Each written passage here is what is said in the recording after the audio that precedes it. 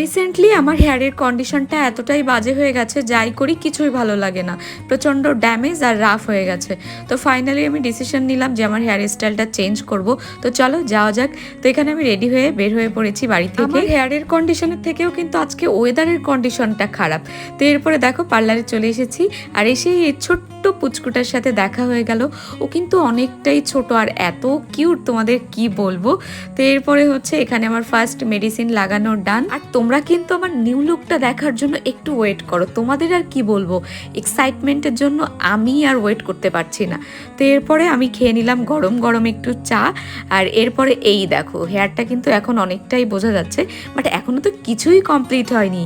নাও এবার দেখে নাও আমার ফাইনাল লুক। তো এই ছিল আমার হেয়ারের নিউ লুক। আর এই নিউ লুকটা তোমাদের কেমন লাগলো, নিউ হেয়ার স্টাইলটা কেমন লাগলো অবশ্যই কিন্তু কমেন্ট করে জানাতে ভুলো না। যদি ভালো লাগে অবশ্যই আমার চ্যানেলটা সাবস্ক্রাইব করে দিও।